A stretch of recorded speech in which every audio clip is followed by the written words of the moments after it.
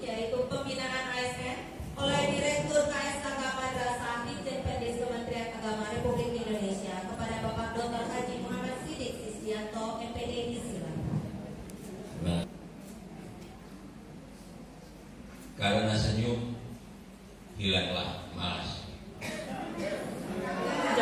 Kita bekerja niat ibadah.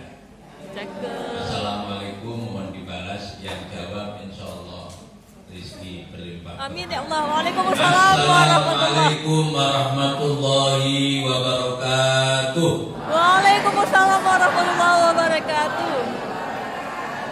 Bismillah, alhamdulillah, la haula wala quwata illa billah. Yang sama-sama kita hormati, kita taklimi orang tua kita, Bapak Menteri Agama Provinsi Aceh. Karena di kantornya itu tertulis kantor Kementerian Agama. Maka Bapak Menteri Agama Provinsi Aceh, beliau Bapak Dr. Andes Kiai Haji Ashari, Magister Sains. Yang saya hormati Kepala Bidang Pendidikan Madrasah, yang mana Pak Sultan? Nggak ada. Hari ini tadi saya sudah diantar, didampingi, dibersamai minum kopi Sanger Espresso. PLH Kabit Pak Sultan Magister Sains juga. Kemudian yang saya hormati Kepala Kantor Kementerian Agama Kota Banda Aceh, beliau Haji Salman Magister Agama. Ini sahabat lama saya juga. Kepala Kantor Kementerian Agama Kabupaten Aceh Besar, Haji Saifuddin, Sarjana Ekonomi. Kepala Kantor Kementerian Agama Kota Biren, Bapak Haji Akli, Magister Hukum.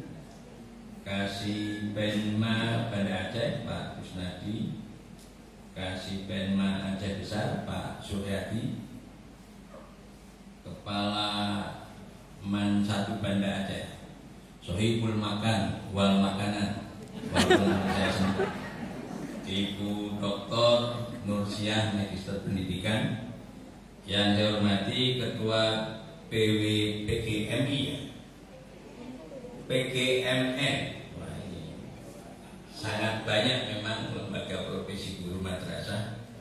Dan kapan hari saya di Lumajang suruh pidato di 2.500 guru, itu saya juga salah menyebut. Itu saya bilang pergumulan guru madrasah. Anak-anak kita yang nari lagu keleng-keleng itu energinya luar biasa. Saya yang melihat itu udah capek. Gimana yang lakuin? Beda dengan tadi kita tari apa? Lampuan. Ya, itu lebih halus karena perempuan, lebih feminin dan lagunya lebih mendayu.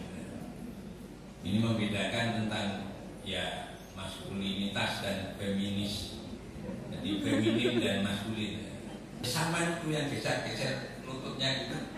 Itu ada teriakan cewek.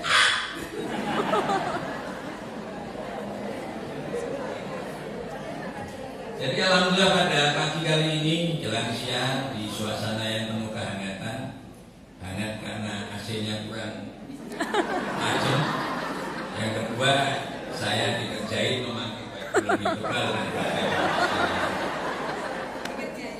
Tapi saya bangga karena nanti saya share di grup para pimpinan saya pakai ini. Menggantikan sejenak tuku cik di tiro. Tuku Umar.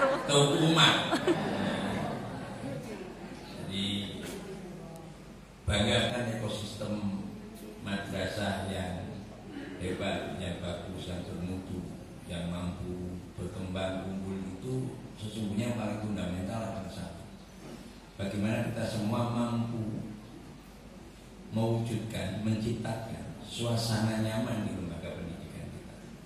Itu sangat fundamental. Sebelum bicara yang lainnya, karena suasana nyaman itu akan melahirkan energi positif. positif itu akan banyak hal bisa dikerjakan karena tidak ada sangka-sangka. Kita bisa berlaku adil sejak dalam pikiran kita. Itu penting. Tidak ada lagi guru A itu kan dulu orangnya kepala madrasah lama. Guru B itu terlalu dekat dengan Pak Kanwil. Hati-hati nanti kalau kita melakukan ini lapor Pak Kanwil. Jadi yang kayak gitu-gitu sudah hilang ketika suasana nyaman itu terbangun di lembaga pendidikan. Ini penting. Jadi membangun suasana nyaman. Ketika orang sudah merasa bumi, merasa kerja itu seperti di rumahnya sendiri, itu maka etos kerja meningkat. Tadi yang dijelaskan oleh Bu Musia, kerja cerdas, kerja ikhlas. Kalau ikhlas jangan nggak dibayar ikhlas itu.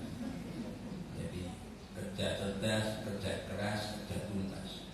Ketika semua warga madrasah merasa bagian dari madrasah itu, maka akan keluar etos kerja yang lebih.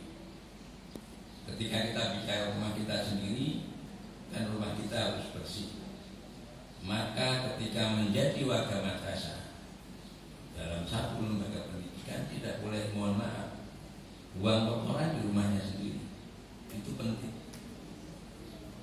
Jadi mari bersama-sama membangun madrasah kita yang baik, yang bermutu, yang hebat, tanpa harus mengotori rumah kita dengan hal-hal yang sekiranya menurut kita tidak patut. Sisi kepatutan, kepantasan itu penting dikedepankan oleh para guru, para tenaga pendidikan. Ada 4 hal, minimal 4 hal yang bisa dilakukan oleh para kepala madrasah, para guru untuk membangun madrasah bermutu, madrasah hebat, madrasah maju. Yang pertama adalah teamwork. Membangun tim kerja. Membangun tim kerja itu seperti doa. Semakin banyak orang yang terlibat di dalam majelis doa, maka semakin memungkinkan doa-doa kita cepat diijabah, dikabulkan oleh Allah. Semakin memungkinkan doa-doa kita menembus Lauhul Mahfuz, langit ke-7, dan semua permintaan kita disegerakan, diwujudkan oleh Allah. Pun demikian membangun tim kerja. Semakin banyak orang yang dilibatkan di dalam tim kerja, itu maka semakin mempercepat capaian-capaian yang ingin kita lakukan, target-target yang ingin kita dapat. Ini penting. Kadang guru kita dilibatkan aja masih nggak mau terlibat, kemudian dilibatkan masih mengatakan nggak dilibatin. Oleh karena itu libatkan semua warga madrasah di dalam membangun madrasah. Itu penting. Prinsipnya semakin banyak orang yang terlibat, maka semakin memungkinkan capaian-capaian yang ingin kita capai itu cepat terlaksana. Yang pertama itu. Yang kedua network. Network membangun jejaring. Kalau teamwork itu seperti doa, jejaring itu seperti olahraga. Saya meyakini satu ruangan ini mengatakan bahwa olahraga itu penting untuk kesehatan kita. Tapi saya tidak yakin bahwa tiap pagi yang bangun pagi kemudian jogging atau sekedar jalan sehat untuk kesehatan kita itu bisa dihitung dengan jari. Mungkin hanya maksimal 2 tangan saya yang pagi-pagi mau olahraga, mau jalan kaki untuk kesehatannya. Rata-rata habis dari masjid pulang ngopi, cari nasi kuning. Nah itu sama seperti membangun jejaring. Hampir semua kita sebagian besar, mudah-mudahan di Banda Aceh ini nggak ada. Itu kepala madrasah di daerah lain mengatakan bahwa jejaring itu penting, membangun kemitraan itu penting, membangun komitmen dengan semua pemangku kepentingan itu penting. Tapi tidak pernah melakukan upaya-upaya untuk melakukan tahapan-tahapan bagaimana memaksimalkan, kalau bahasa tidak enaknya, mengkapitalisasi semua stakeholder, semua pemangku kepentingan yang ada di sekitar kita. Stakeholder yang paling dekat dengan kita adalah orang tua peserta didik, para alumni, kemudian Thomas, tokoh masyarakat, toga, tokoh agama, para perusahaan, dinas, DPR dan lain-lain. Banyak hal. Dan ini penting, membangun kemitraan tidak selalu ujungnya adalah materi. Dukungan moral dari tokoh masyarakat, tokoh agama itu juga penting untuk pengembangan madrasah. Jadi sudah dua, tadi apa? Timbal. Yang ketiga, collaboration. Kolaborasi itu ya gampangnya memaksimalkan kekuatan teamwork dan memaksimalkan potensi jejaring. Kolaborasi ini bagaimana kita, semua kita, baik di dalam madrasah maupun antar madrasah, itu saling support, saling dukung, sama-sama berprestasi, sama-sama maju, sama-sama hebat. Ini penting. Semisal satu ini menjadi madrasah hebat, maka gandeng madrasah-madrasah lain di sekitar man satu yang mungkin dalam tanda kutip layak mutu walayanya, mati segan itu tak mau, tidak bermutu dan tidak berdaya. Gandeng. Disitulah pentingnya kolaborasi. Sesama guru di dalam lembaga pendidikan kita, maka kepala madrasah punya kepentingan, punya kewajiban untuk menyatukan. Yang biasanya ada gap antara guru senior, guru junior. Maka kepala madrasah yang hebat adalah kepala madrasah yang mampu mensinkronkan ini. Kalau menyatukan nggak bisa. Seperti kita nikah itu kan tidak menyatukan dua perbedaan, tapi menselaraskan dua perbedaan. Jadi saling menutupi. Jadi lubang-lubang kecil, maka kepala madrasah adalah menutupi lubang-lubang kecil itu dengan kecil-kecil sehingga semua lubang ini tertutup. Kepala madrasah harus mampu melihat kemampuan dan kekurangan masing-masing gurunya, tenaga kependidikan. Kalau kita pengen lari cepat, kita cukup lari sendirian. Tapi kalau kita pengen lari jauh, kita lari bersama-sama. Boleh dicoba sepulang dari sini. Satu orang lari sendirian pasti dia akan cepat, sekilo, 2 kilo. Tapi yakinlah setelah 2 kilo dia akan lelah, karena energi itu terbatas. Energi itu tidak konstan. Jadi betul, kenapa lari sendirian cepat? Karena dia tidak perlu memikirkan orang lain. Dia tidak perlu memikirkan keseimbangan. Dia tidak perlu memikirkan nasib teman-temannya. Maka dia memaksimalkan semua potensinya lari sangat cepat. Tapi ketika lelah dia sendirian, bisa jadi pingsan nggak ada yang nolong. Maka ketika ada ibu-ibu 5-6 ibu-ibu lari bersama-sama, apalagi sambil ngobrolin suaminya kan, main-main tahu aja enggak? Ini ibu itu harus kita. Aku habis dibelikan oleh bapak. Kalau manggil ayah, oleh ayah. Kenapa kok dibelikannya? Kemarin aku marahin. Pulang malam terus. Kemudian pulang pagi, saya marahin. Kok pulang pagi? Bapaknya ngomong, kemarin pulang malam dimarahin, sekarang pulang pagi dimarahin juga. Akhirnya dibelikan perhiasan, cintalah inilah itulah. Tetangganya beli ini kan nggak terasa. Kemudian ada chemistry nyaman, ber-6, ber-5 itu nggak terasa.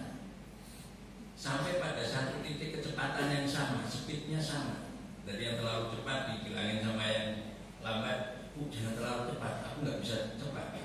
Yang lambat juga begitu, ditarik sedikit sama yang cepat. Ayo biar cepat sampai. Itulah fungsi kolaborasi. Jadi dengan orang, karena harus menyamakan persepsi ini penting. Jadi sambil ngomongin bapaknya, ibu-ibu itu paling seneng suaminya sendiri diomongin ibu-ibu itu. Itu ibu di sana, di sini insya Allah tidak jauh beda.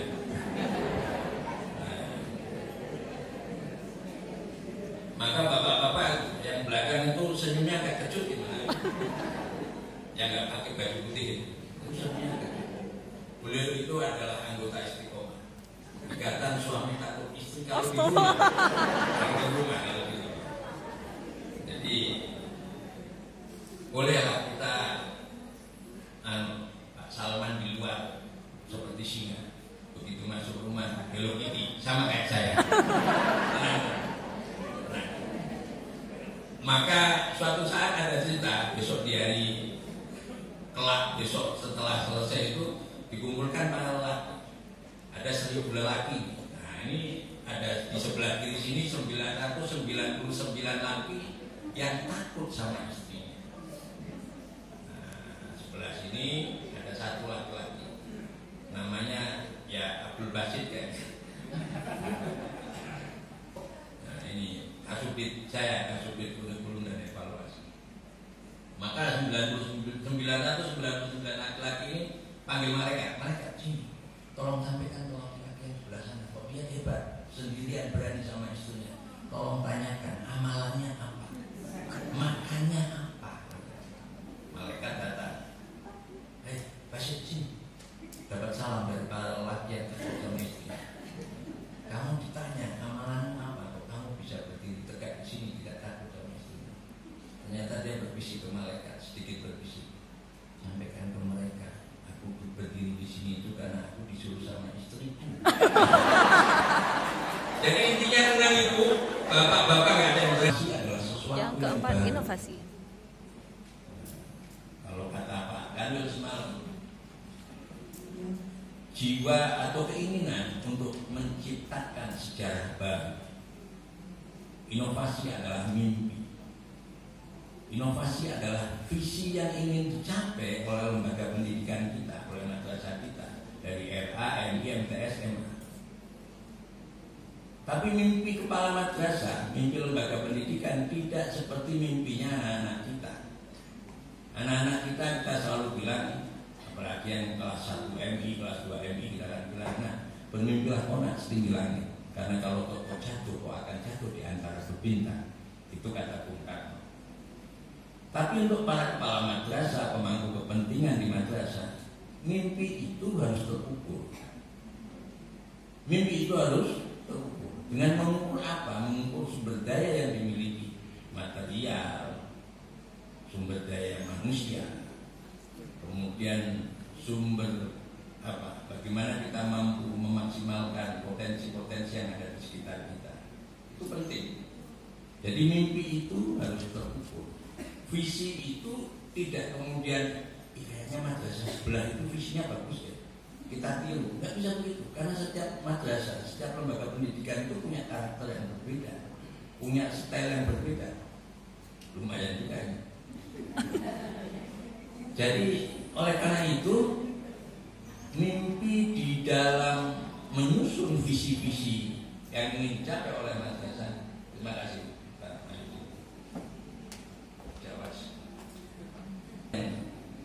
Menjadi visi sampean, visi Bapak ketika mau membangun madrasah terpadu. Visinya satu dan sederhana, tapi saya yakin untuk mewujudkannya itu butuh jungkir balik. Visi saya adalah memindahkan semua mobil dan motor yang di sana ke depan madrasah saya.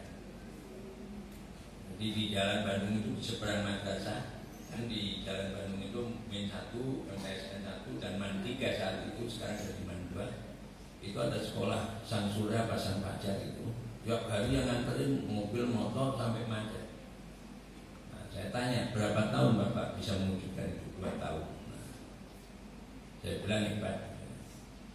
Karena untuk memindahkan orang tua, merubah destinasi tujuan menitipkan anaknya belajar itu butuh perjuangan yang luar biasa.